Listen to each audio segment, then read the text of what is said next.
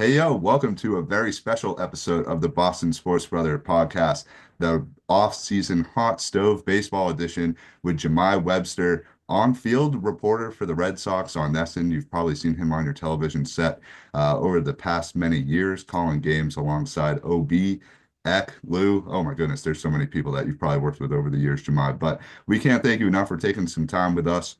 And we're going to talk about the off season and the chatter that's going on across all of baseball right now. And I think we have to start off with what is undoubtedly the biggest story and something that doesn't seem to ever stop going in terms of each day, every minute, every hour, and that is Juan Soto and just what is happening with that. And Jemai, give us like Juan Soto. Let's start at the top, just your overall thoughts, and then we can dive into what's going on with him, and then obviously the rest of free agency because he's certainly not the only player that's out there that the Sox are targeting. So, Jemai, take it away.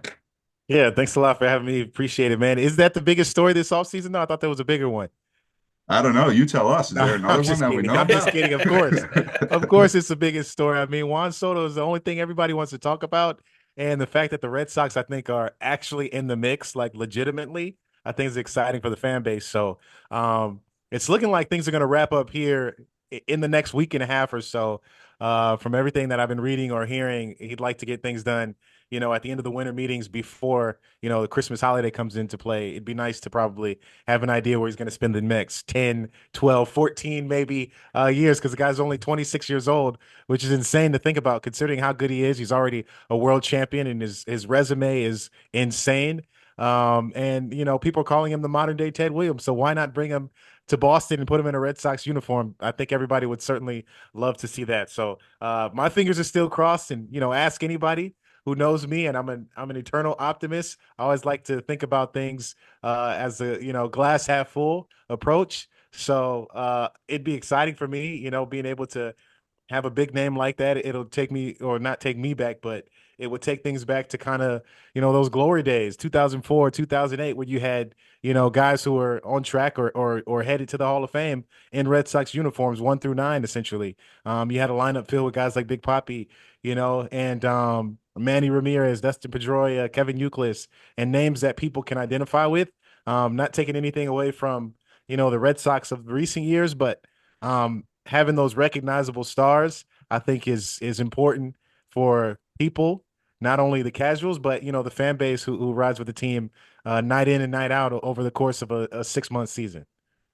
Yeah, it's been completely interesting to follow every day in terms of what's happening. I think we're all hopeful. And what you said, and Sam, I'll let you jump in a minute. But what you said in terms of the fan base, I think that's the biggest thing that would happen with Juan Soto coming is that the entire fan base would be re-energized going into a season. And so Sam is our resident Red Sox fan. He is the most knowledgeable person that I know when it comes to baseball. I think probably all of us know. So Sam, I know you're locked and loaded with the clip ready to roll. So you take it Pretty away. much. Yeah. So Jemai, did you think, or were there any internal conversations within, the actual organization itself that this was something that was kind of like on the table at all? Because I mean, me personally, I've been telling these guys, and this is our 18th and a half episode. Since episode one, I've been saying we need a pitcher, we need a pitcher, we need a pitcher. And then the Juan Soto news breaks, and it's like I've just I don't want to say I've forgotten that we need a pitcher because clearly we need someone to anchor down the rotation. But Juan Soto fever is kind of taken over. Has there been discussions inside of the organization about bringing Juan in before this, or was I, this I just mean, something that popped out to everybody? yeah, I'm not sure that anybody saw him on the radar. Nothing that I've seen. But I think they need upgrades. Yeah. Not saying that they need another lefty in the lineup, because they're overloaded with that, but he's Juan Soto. You know what I mean? So you're going to make it work and you're going to figure things out. And you also got to think about the pieces that you got coming behind, some of those guys in AAA that could potentially break camp with you this year or be pieces that you probably have a month, couple weeks into the regular season. So I think Alex Cora and company are going to get creative if they have to, put Juan Soto in the lineup. And, he could be hitting either in front or behind Rafi. I think that'd be crazy for a pitcher to have to try to navigate around those two. But I think they just kind of went for the best player available. And this is a once in a generational talent. So you have to at the very least kick the tires on the idea And the fact that they did that, and now they got to a point where, there's obviously some mutual interest, and now there's a position now they've placed themselves in to be able to actually sign the guy. I think it's kind of a no-brainer. So pitching is still at a premium. This team certainly needs that. But they did get a pitcher. It was a reliever in Aroldis Chapman. But, you got to, crawl before you walk. So we'll see what happens with the rest of these guys. Things could certainly heat up here at the winter meetings. And I think a lot of guys would be, appreciating that. Jahmai, what was your initial reaction to that Chapman signing? I think for us, we were all over the place. We were like, I don't know, just because of the past that he has, but he's also had a great kind of he's had a good career as of late. He's been coming on hot again. What was your initial reaction to that? Yeah, I was a little bit surprised. That's not a name that I Yeah. expected to see when Jeff Passan dropped that bomb on a lot of people. But I think his history in Chicago, obviously Craig Breslow being there, there's some familiarity Mhm. with that. Obviously we know him well here in Boston because of all his years with the Yankees and being in the AL East, and he's had a resurgence almost for his career. Like he was pretty dominant over the last several years, and even in Kansas City, where he took another level. It seems, he's always been a piece that's kind of been traded late as of late, but for short money, for a top end reliever who still has a lot of good years ahead of him, and the stuff it really hasn't dropped off. And I recall even earlier or maybe in the middle of the year of this year where Alex Cora was really complimentary of Chapman when he was asked about him and talking about how much work he puts in, how he's a workhorse. I mean, he's always posting those videos on Instagram where he's working out and stuff. So he reminds me a lot in that regard of like a reliever who's been able to maintain and be elite even late into his mid 30s, of Kenley Jansen, who is a workaholic who works out like crazy. He puts in that same type of work from everything that I've seen. So I mean, I was surprised, but now I'm kind of excited to see how they piece, the back end of that bullpen together to team him up with now Liam Hendricks. They can potentially Mhm. maybe re-sign Chris Martin. Who knows if he comes back? Obviously, got young arms and Justin Slayton, Garrett Clayton. Whitlock. He might be a rotation piece. He might be a bullpen piece. So you start to kind of like figure out how they're going to make this thing happen as the roster begins to take form, and you kind of get excited about some of the pieces that they've done or some of the things that they've done so far. It's Jahmai, like an oh, sorry, Sam. Oh no, I was gonna say it's like an anticipatory thing because as soon Yeah. as the Juan Soto domino drops, it's Oh just yeah. like when the levee breaks, as the Led Zeppelin song goes, and it's just from there, it's just gonna be it's gonna be insane. And I'm hoping that we have that. I think it was 2013 season where out of the blue we sign Kyle Crawford and Adrian Gonzalez, and it was just like, whoa, where did that come Right. from? And that's kind of what this reminds me of this time around. So I'm keeping my fingers crossed and praying to the big father. That's right. You're gonna Uh, need those and a lot of dollars too. Yeah, oh yeah, oh oh yeah. yeah, which I think we're all excited about. I think that there's been, some propensity from the fan base to question the spending habits of the Red Sox over the last couple of years, and I think we all look at the Red Sox as a preeminent franchise, not just in Boston but in baseball. And I think this is an opportunity to return to former glory, like you had mentioned, Mhm. going back to the early 2000s, 2013, those sort of teams. I don't want to rehash the past, but I think the Red Sox are revered as being a pretty analytical team across the league. And I think one of the moves that we personally have questioned over the last couple of years was the trade of Mookie Betts. And I think there was a lot of analytical reasoning behind that. A guy of his stature typically tends to break down, typically has not, doesn't continue to produce like he had. Clearly, the return on that was not what we expected. And he's done really, really well for the Dodgers. Do you think that the organization has any sort of remorse about how that move went down, or do you think that they still are comfortable with the move that they made? I mean, how could they not have any? I mean, he just won his third world championship. So I think it was a move that they felt like they had to make because the business of baseball was kind of being thrown into the relationship aspect. The fact that he was homegrown talent and the fact that he came up in the organization, they drafted him, kind of started to be put in the back burner because he was headed towards free agency. That's something that he said and he maintained, despite saying that he wanted to come back to Boston and he was open to that. He did say that he wanted to just see what else was out there. That I think was, you know, a position that they just didn't feel too comfortable with. And maybe they thought, hey, this is, it's kind of like, if you're at a job and they're like, all right, we know what type of work Eric is going to give us. You know what I mean? But other people outside are like, hey, we actually view Eric as like, Eric is top tier and he should be paid top dollar. But we're like, well, we know Eric. We have him inside our organization. That's what we've been saying. And it's like, yeah, exactly. And, you can come to any interview with me in the future anytime. Yeah. But it's like when people see you and when you're at a job and you're at a place, they kind of have these eyes for what they think you are, even if they're projecting you to be a little bit better. Maybe they didn't see this. Maybe they didn't see what we've seen now, him take his career to the next level and, be a centerpiece for what the Dodgers have done. So I think there's got to be some regret now because only one of the pieces that, they traded him away is still within the organization. And some might argue he's got one foot out the door. So we'll see. History's not going to be kind to this. Obviously, you make some trades that you win, you make some that you lose terribly. And this is, I think, one of those that is in the ladder because of what's happened and the returns. But I think they felt like they had to, and it was Heim's decision at the time. He had to do something because he didn't feel comfortable with Mookie going out into the open market when all these other teams would have been salivating on the fact of getting a player of his caliber, in their doors and under control. So it's kind of the same thing that's happening with Juan Soto. And we saw it before, but they actually traded him away. The Yankees obviously weren't going to do that because, he was, they needed him, right? But in Mookie's position, first time in free agency, they just didn't really want to do that. So it's unfortunate that it didn't happen. But, it's going to be one of those where, my kids will be talking about, their kids will be talking about just how horrible it played out because he's got a lot of good years of baseball in front of him. And you see what the Dodgers are doing right now. They are stacking up and really, making themselves even better. Already the betting favorite to go into next year, but, they just got a two-time Cy Young and Blake Snell. So what more can they add? It's hard to still not root for the guy too because he's just such an awesome guy. Yeah, he bowled 300.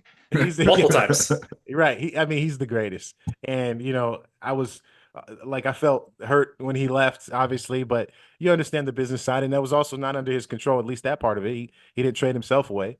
They had an opportunity to try to sign him. It just didn't happen. But yeah, he was one of the great guys in the organization. And I appreciated his time here because he treated me with nothing but respect. And, the relationship has lasted even now that he's across, the on the other side of the country. When he comes into town, it's always love. So I only root for Mookie Betts. That's for sure. With the Dodgers, you brought them up. Also, awesome Brooklyn Dodgers pennant right behind you. That's a throwback, man. Yeah, that's awesome. So that's Brooklyn Dodgers, the OG. That's not necessarily for this Dodgers team. People always try to make that, but that's Jackie Robinson Dodgers. Love it. That's why it's up there. Yeah. That's awesome. To sort of wrap on that, I think, as a fan of a team where we've seen when they've been aggressive and gone out into the marketplace and signed the big free agent and brought in the names, I think, you see a team like the Dodgers making the moves that they've made over the past couple of years, and you sort of sit there and ask yourself, why are the Red Sox not taking that approach when it comes to free agency and sort of the trade marketplace? But it certainly seems that this offseason has a different tenor to it, has a different sort of feeling to it, just based on all the reports that are out there that as we said at the top, like being in on Soto to begin with is a different approach than they've had the past couple of years. But one thing I wanted to talk about outside of Soto is if they don't get Juan Soto, who else do you want them to sort of target out on the free agency market? And what sort of moves do you hope that they can make to enhance the team going into next season? Yeah, being this close and almost at the finish line to be able to sign a player of his caliber, it'd be disappointing if he signs somewhere else for sure. But going back to what we talked about, it's not really a need for them anyway. So it's almost like this is house money that you're kind of playing with. So it's not like, they needed a left-handed bat and they didn't get it. Somebody like Juan Soto. So it would hurt, obviously, because they're so close, but it wouldn't feel like, all right, all hope is lost. We got another lost season. Hopefully they don't finish in last place.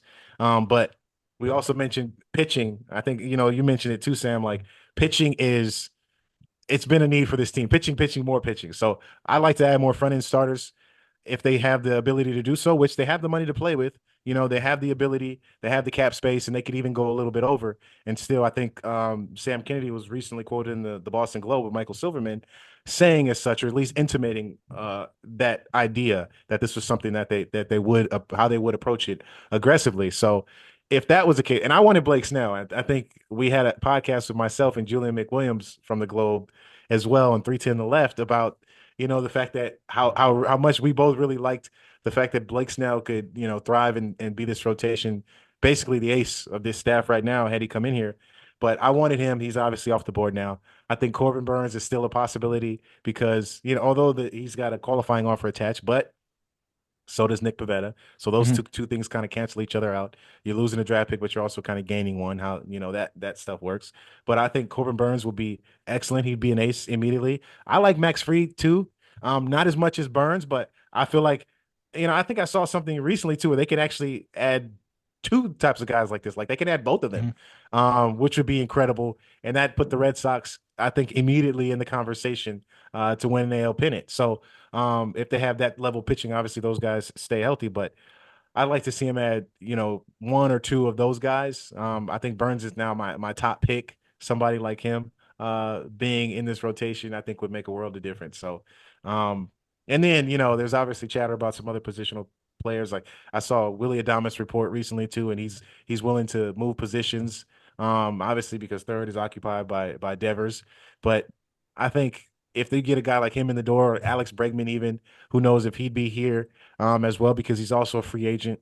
That's another guy who would dominate Fenway Park and the Green Monster, and you get to play 81 games here. So those are some names that come to mind.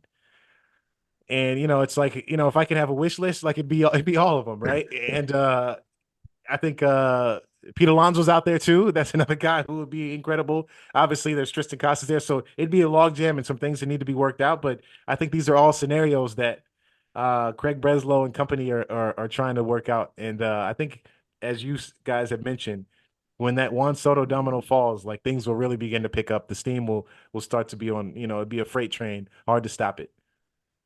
I heard a trade today from Jim. Yeah, it was from Jim Bowden of the Athletic, and he was saying that what the White Sox are looking for as far as a package deal from us would be Connor Wong, Weiler Abreu, and Casas, and someone was like, "Dude, you need to get your head checked." I mean, that's just and but that's kind of where we need to be with the amount of lefties that we have. Willie Abreu coming off of a great season, both offensively and defensively, I think probably would be one of our best bets to get rid of. Sending someone away in the trade market and getting back a pitcher, I think will be really, really valuable for this team, as well as signing one too. But like we were talking about, if you don't get Juan Soto and you're willing to spend 700 million, I mean, now you can do all sorts of things. And I mean, everything I've read, the the Cardinals are, looking to trade Nolan Arenado. Yeah, I love him. The Blue Jays, they don't want to keep both Vlad and Bo Bichette. They'd rather keep Bo. So it's just like the options are there. So it's like, yeah, like you said, it would sting a little bit because we're right there and it seems like we're the odds-on favorite, but it's not the end of the world. Until Steve Cohen comes in over the top with another 50 mil back to give to him. I mean, he's got it. That's for sure. He does. He sure does. He sure does. I think the only other player that comes to mind that's been talked about a little bit is Bregman, and bringing him in. But I think it all, as we said, like once the Soto domino falls, the floodgates will open and the team will assess, where they're at, whether he's on the team or not. One thing with Soto is, do you see any players that would potentially be on the move for the Sox with bringing him in and trying to enhance the team? Like there's been discussions of Devers going to DH and potentially Casas and Abreu being on the trading block if that happens. Like, do you think that those are legitimate possibilities if Soto is in? I actually do, because now you're loaded with lefties and like you got to have some kind of balance to the lineup. So it just would be so lefty dominant. It'd be tough to, try to battle night in and night out and, have that many guys who are in your starting nine. So because I almost forgot about Garrett Crochet, I felt like because he was like listed as a foregone conclusion for somebody that the Red Sox, could have acquired at this point. So I think these things tend to work themselves out. And I think they will, and somebody's going to be on the move. It's just a matter of when and when that happens and for what.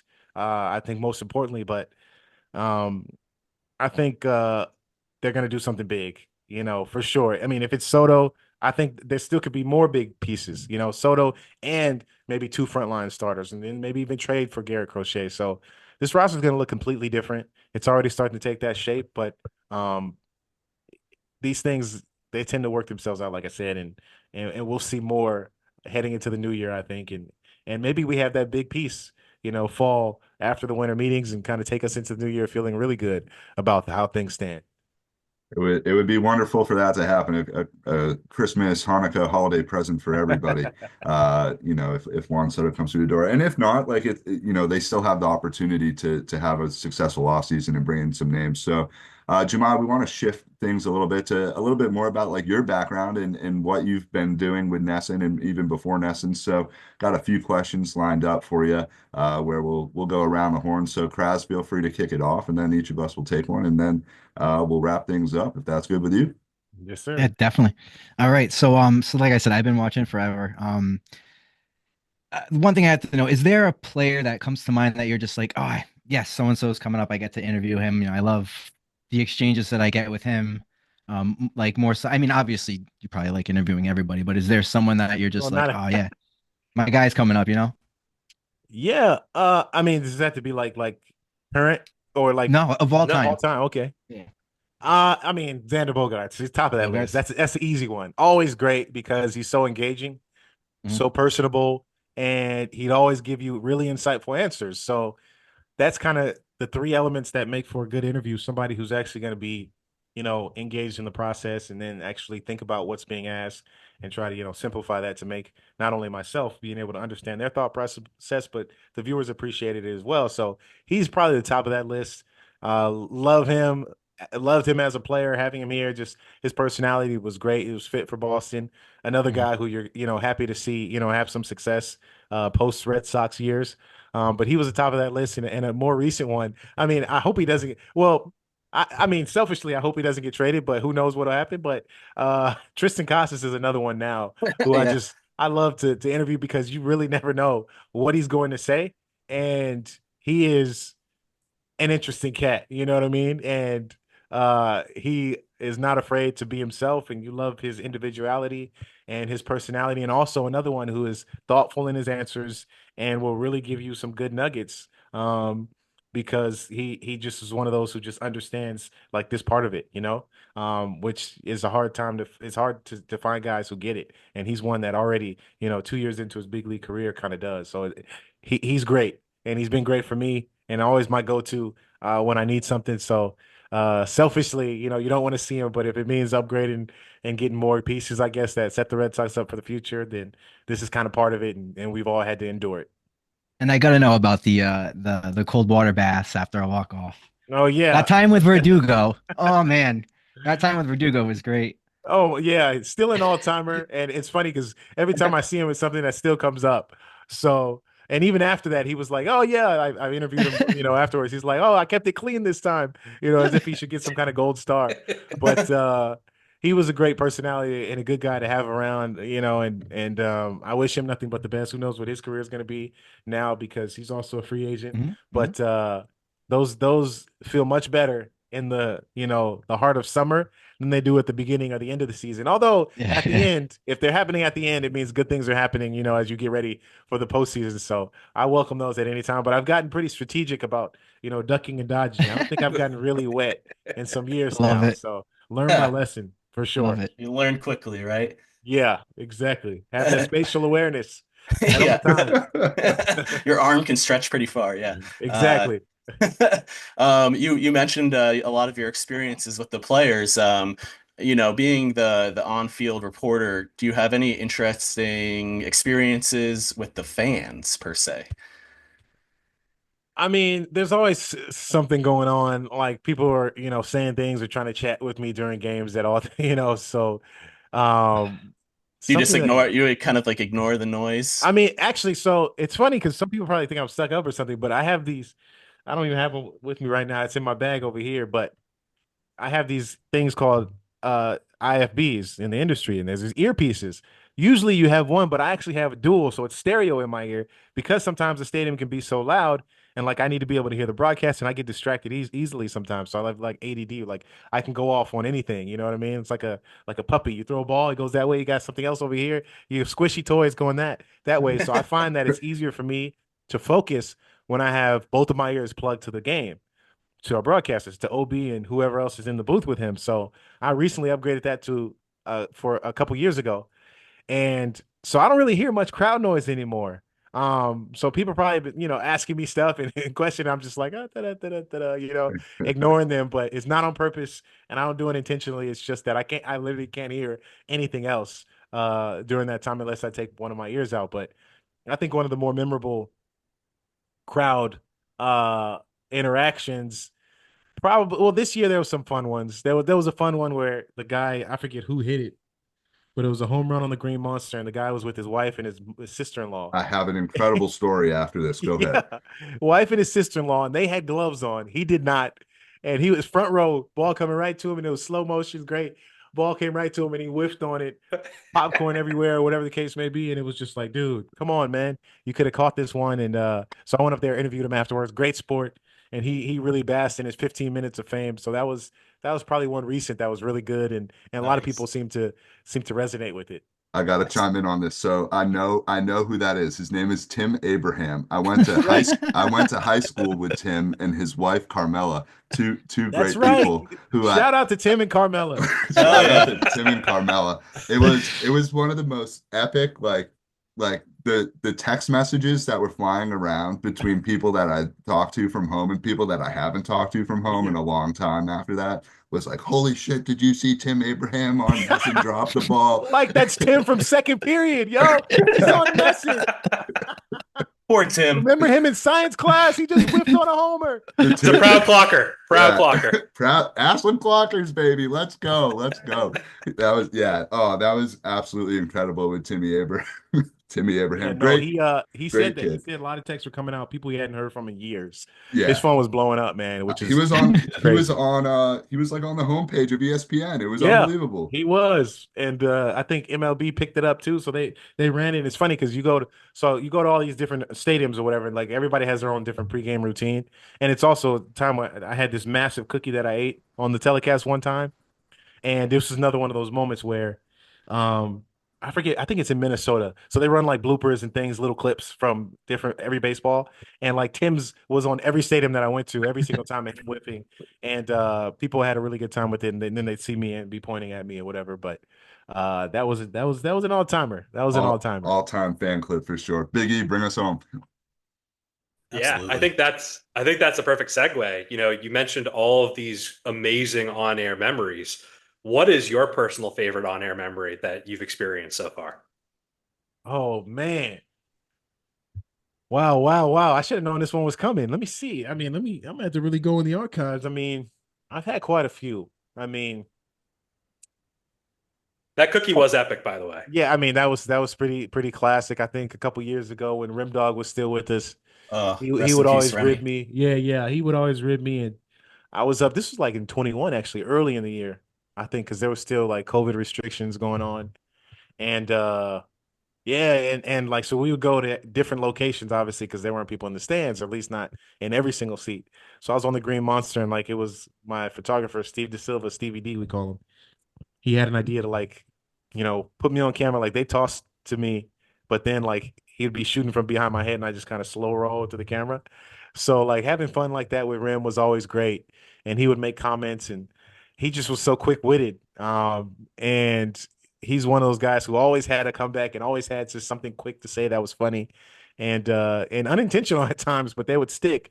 So I think it's not so much moments that stick out, but just like, periods of time, just time that you get to hang out with people like him and Eck. I mean, it's countless. Like I still see him in Oakland or, probably see him in Sacramento next year, but still run into him at the ballpark and just like you think about the bus rides, the planes, like you're hanging out with guys that you like grew up, idolizing. So I think that part of it is pretty incredible. But as far as a moment that sticks out, I mean, man, yeah, that's a tough one, man. I have to come back and bring an answer for that. I think it's more so just like just hanging out with the guys and just experiencing the game with them, and seeing it through their eyes, having them explain it. But there's a couple things. But you asked me the most epic, and that's hard to come up with. I think some of the walk-offs have been great. Walk-off grand slam from Franchi Cordero one time where that's where I got really soaked. I think that was pretty epic because it's like what just happened, and I think in 21 where Hunter Renfroe had the walk-off outfield assist where he tossed it from like right field and nabbed. I think it was Wendell. Was it Joey Wendell? I think it was Joey Wendell. If I'm thinking correct, you guys look that up. It was the one where it was a straight dime right from right field. Yeah. And I think the runner was Joey Wendell. Left. And that ended the game. But stuff like that where you're like, what just happened? And I literally don't know what question to ask, but I'm just like everybody else, wow, wow, wow, I think those are the moments that kind of stick out. But it's because, unlike hockey where we don't do playoff games and, basketball, even like the Celtics local crew, they get to do the first round. Like we don't get to touch the postseason moments.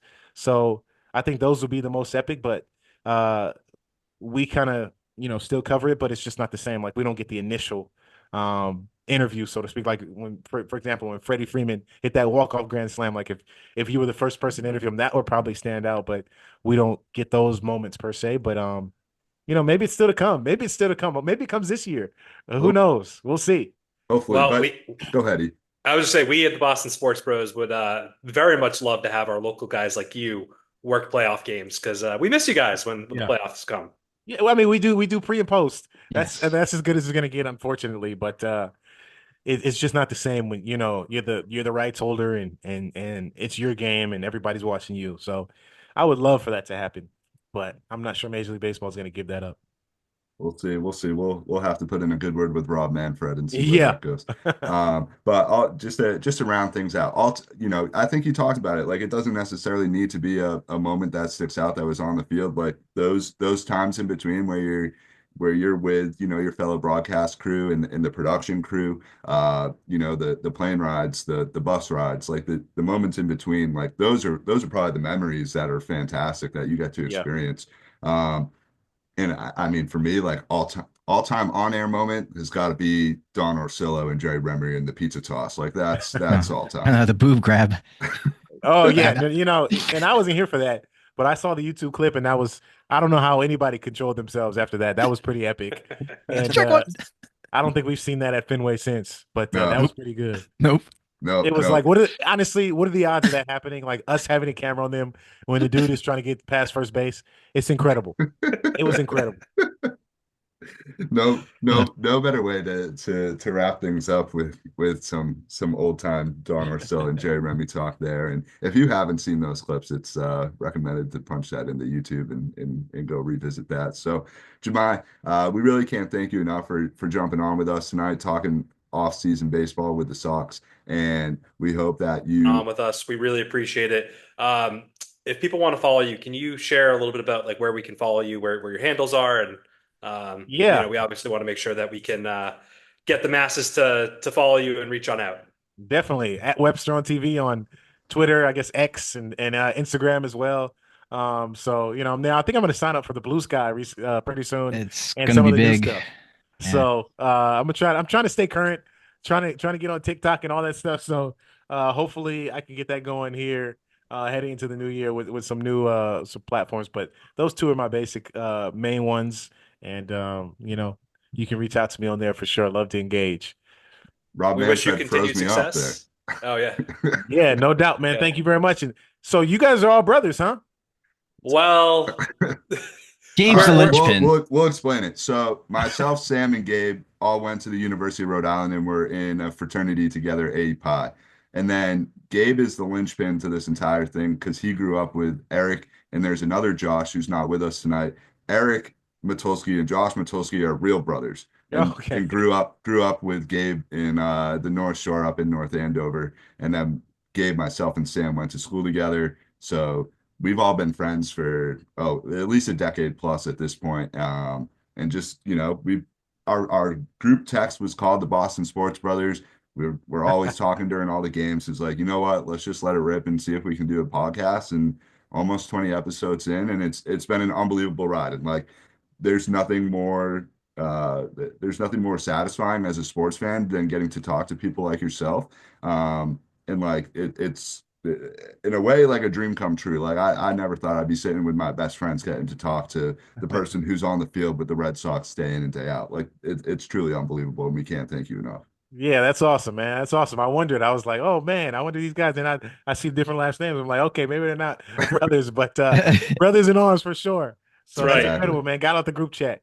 Indeed, indeed. Jahmai, I can't thank you enough. Take care. We know you got to get back to dad duty, so we'll Yes, let you sir. get back to that. Dinner time, man. It's dinner And time. this season, look out for a guy named Johnny Huda. He's always in Fenway. Okay. All They right. call Yeah. him he calls everybody Wally or Frank. He does the light bulbs on the monster sometimes. Okay. All right. I'll look out for him, man. Could be a good Keep an eye story. out. All right. No Oh, doubt, believe me, man. he would be. Thank you Great to again for See you coming guys, on. man. Talk to you later. Thank you. We'll see you at Fenway. All right. Definitely. Jahmai Webster, that was awesome. That's up there with one of my favorite interviews of the year. What a by cool far, for dude. sure.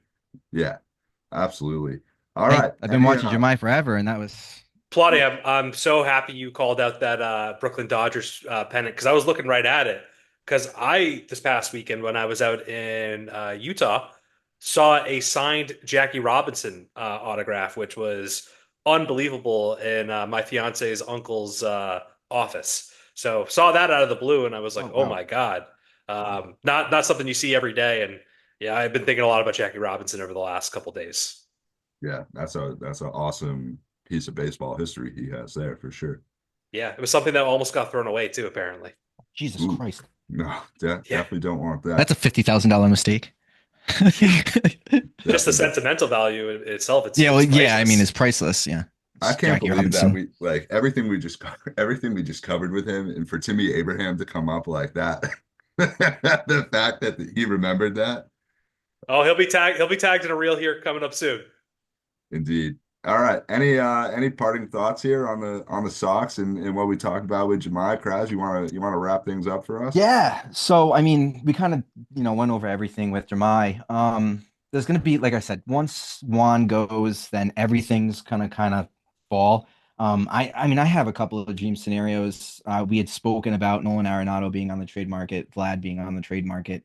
Those are just some guys. If the Juan Soto deal does go through, and he does end up signing with the Sox, um, we have enough players we have enough major league ready players, and we also have enough top tier talent to be able to not only keep on to guys like Roman Anthony and Kyle Teal that we want to build around as well, but also pick up other pieces like another right-handed bat, like I said, Nolan Arenado, Vlad Guerrero, and then again, Garrett Crochet from the White Sox, or maybe one of the starters over in Seattle is kind of where I'm going. And then you really just kind of got to balance things out and see, who wants what. Like that's the biggest thing, is what teams are going to want. I think Matt McCarthy said it best as far as like Duran versus Casas. I think we're going to get a bigger return on Duran just because of the speed factor, and that just kind of plays into it. So we'll see. But I'm excited. Last that I saw, there's been like tons of shit coming out about Soto, and who knows? I Yeah. mean, honestly, for me, at the end of the day, if I'm him, and I mean, I'm not him, but if I was in his situation, I'd be like, all right, well, clearly I'm not going to be the face of the Yankees because that's Judge. Or the Dodgers. I have an opportunity to do that here. Is that something that I want? Number one. Number two, my biggest idol grew up on this team, and I rooted for this team growing up. So, Yeah. But like you said, this team has so many trading chips. I mean, Mhm. they don't even have to dip fully into their pool of prospects, into their farm system. They could take advantage of Willie Abreu. He's coming off a Gold Glove year. I mean, he's a exactly. trade now player. Like he's at his Yep. highest value. You need to trade him now. Tanner Howe, Cutter Crawford, just let him go. They're all trending kind of in a good direction. Although Mhm. the Red Sox sucked, but they were trending in a good direction. Yeah. So it'd be nice to kind of trade some pieces off this team currently and be able to also like keep some of the bigger prospects as well and see how they do in the big leagues. I'd also just like to be fair to the Red Sox organization. I think we've all unanimously ripped them over the last few No. years. Well, and I think it's due to the lack of putting a competitive product on the field that, the Red Sox should always be in a championship type level conversation. And, I want to give credit to the front office and ownership for, really kind of stepping their game up. And it's not even about if we get Soto, it's the fact that they're in conversations for players like this where, we talked about Mookie Betts, which, I know some people hate the fact that we keep going back to Mookie Betts, but, the long and short of it is outside of 2021 for the last 6 years, they really Irrelevant. haven't wanted 500. to invest in the product on the field. So I'm happy that they're making changes now, and I'm giving them no cookies yet. I'm not praising them and saying that like, hey, we're fully back on board, but it's getting back to what we grew up watching this team, and I think we're all hopefully excited to get back to the park this year and watch a team that we believe can be a championship contender, regardless of if Soto is here or not. No, the last 45 minutes that we just spent with Jahmai, I think shifted my perspective a little bit, and like and what what you see as a fan and what you don't see when you're either a part of the team or somebody who's maybe a little bit more connected is like the team has sort of been building to get themselves to this juncture here as we head into the 2025 season to be able to go out and have valuable trade chips that are on the roster that are in the farm system. It seems like they're willing to go out and sort of spend the money now. So you're not going to go and win a World Series every year. And as E said, that's sort of because of where we live and because of what the expectations are from the fan base in Boston for all sports for that matter. It is a championship or bust sort of mentality, but the team's primed to go into this year to really take it to another level. It's a little bit. Go Oh, ahead. sorry to Go ahead, dude. interrupt. No, it's good. It's just like a little bit of a different feel too from the Bruins and our other team, the Patriots. Sorry, it's just different because like they don't have that depth that we're talking about with the Red Sox right now. And it could make for some really ugly years coming up for those teams. And the Red Sox potentially have built themselves into this position where they could flourish now for multiple years, maybe even a decade. So just to put it in a contrast, the Red Sox they're not in a terrible position right now. I mean, I think in the early 2000s, the Red Sox and obviously the Patriots were doing so great there. But I think it was the Red Sox and Patriots were neck and neck for, the love of the Boston area. And they really kind of have fallen on hard times. And they have an opportunity to reclaim, the market share within Boston by putting together this competitive team. So I think they see the opportunity, and I know that they don't want to be at the bottom of the Boston fan base as far as what people are rooting for. So hopefully they put their money where their mouth is, and they put a good team on the field, and we're all feeling much better come September 2025. No doubt. There's promise. There's promise for sure. Any parting thoughts, gentlemen? Because I think we covered it all. I mean, it's that it was an excellent episode with Jahmai.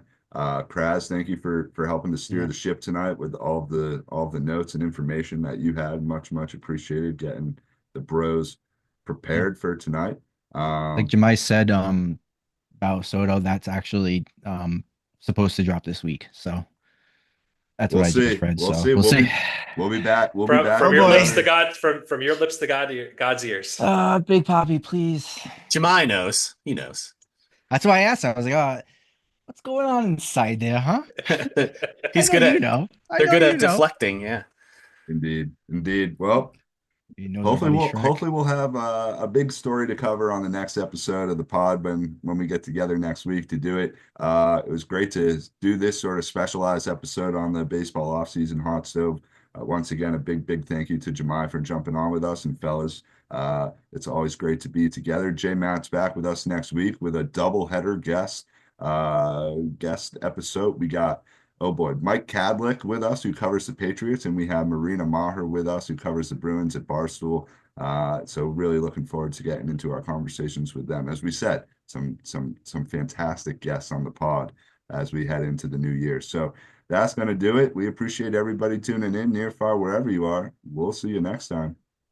Adios, have a great weekend. Peace.